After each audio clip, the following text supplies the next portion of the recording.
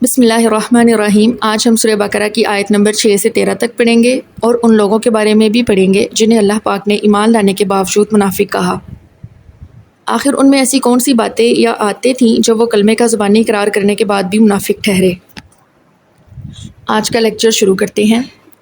ان الذین کفروا، بے شک وہ لوگ جو کافر ہوئے، سواء علیہم، ان کے لیے برابر ہے، انذرتہم، خواہ آپ انہیں ڈرائیں، ام لم تنذرہم، یا آپ انہیں نہ ڈرائیں، لا یؤمنون، وہ ایمان نہیں لائیں گے۔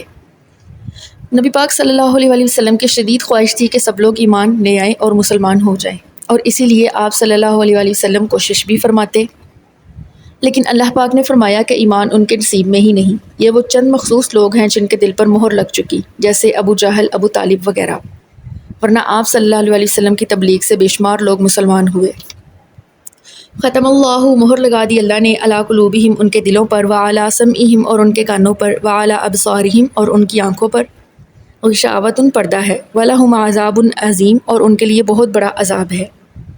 یہ ان کے ایمان نہ لانے کی وجہ بتائی کہ مسلسل کفر اور نافرمانی کرنے کی وجہ سے ان کے دلوں سے قبول حق کی صلاحیت ختم ہو چکی ہے، ان کے کان حق بات سننے کے لیے تیار نہیں، اور ان کی نظریں رب کائنات کی پوری دنیا میں پھیلی ہوئی نشانیاں دیکھنے سے محروم ہیں۔ تو اب وہ ایمان کس طرح لا سکتے ہیں؟ ایمان تو ان کے حصے میں آتا ہے جو اللہ کی دی ہوئی صلاحیتوں کا صحیح استعمال کرتے ہیں۔ وَمِنَ النَّاسِ، اور لوگوں میں سے، مَن یقول، بعض ایسے لوگ ہیں جو کہتے ہیں، آمنا، ہم ایمان لائے، باللہ، اللہ پر، والیوم الآخر، اور آخرت کے دن پر، وما ہم بمؤمنین، اور حالانکہ وہ ایمان نہیں لاتے۔ یہی وہ منافق لوگ ہیں اور یہی ان کی نشانیاں ہیں جو اللہ پاک نے سورہ بقرہ میں فرمائی ہیں، جن کے دل تو ایمان سے محروم تھے مگر وہ اہل ایمان کو فریب دینے کے لیے صرف زبان سے ایمان کا اظہار کرتے۔ یخادعون اللہ، وہ دھوکہ دیتے ہیں اللہ کو، والذین، اور ان لوگوں کو، آمنوا، جو ایمان لائے، وما یخدعون، حالانکہ نہیں وہ دھوکہ دیتے، الا انفسہم، مگر اپنے ہی نفسوں کو، وما یشعرون، اور وہ اس بات کا شعور نہیں رکھتے۔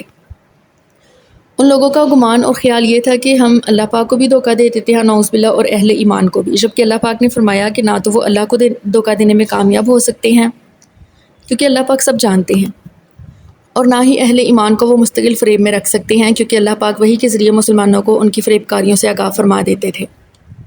فی قلوبہم مرض، ان کے دلوں میں بیماری ہے، فزادہم اللہ مرضا، پس بڑھا دی اللہ نے ان کی بیماری کو، ولہم، اور ان کے لیے عذاب علیم، بہت دردناک عذاب ہے، بما، اس وجہ سے، کانوا یکذبون، جو وہ جھوٹ بولتے تھے۔ بیماری سے مراد وہی کفر اور نفاق کی بیماری ہے جس کی اصلاح کی فکر نہ کی جائے تو بڑھتی چلی جاتی ہے۔ اسی طرح جھوٹ بولنا منافقین کی علامات میں سے ہے جس سے بچنا ضروری ہے۔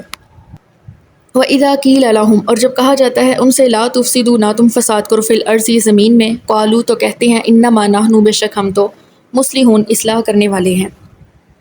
الا، خبردار، انہم هم المفسدون، بے شک یہی لوگ فساد کرنے والے ہیں، ولکن لا یشعرون، مگر وہ شعور نہیں رکھتے۔ فساد اصلاح کی ضد ہے، اللہ کی نافرمانی سے زمین میں فساد پھیلتا ہے اور اطاعت الہی سے امن و سکون ملتا ہے۔ منافقین کا یہی طریقہ کار رہا ہے، وہ فساد پھیلاتے ہیں اور کہتے ہیں ہم تو صرف اصلاح چاہتے ہیں۔ وَإِذَا قِيلَ لَهُمْ، اور جب کہا جاتا ہے ان سے، آمنوا، تم ایمان لاؤ، کما، جیسے کہ، آمن الناس، ایمان لاتے ہیں باقی لوگ، قالوا، تو وہ کہتے ہیں، انؤمن، کیا ہم ایمان لائیں، کما، جیسے کہ، آمن السفہاء، ایمان لائے بے وقوف لوگ، الا، خبردار، انہم، بے شک وہی، ہم السفہاء، بے وقوف لوگ ہیں، ولکن لا یعلمون، اور لیکن وہ نہیں جانتے۔ ان منافقین نے صحابہ کرام رضی اللہ عنہم کو بے وقوف کہا جنہوں نے اللہ کی راہ میں جان و مال کی کسی بھی قربانی سے دریغ نہیں کیا، اور آج کے کچھ لوگ یہ بتاتے ہیں کہ صحابہ کرام دولت ایمان سے ہی محروم تھے، نعوذ باللہ۔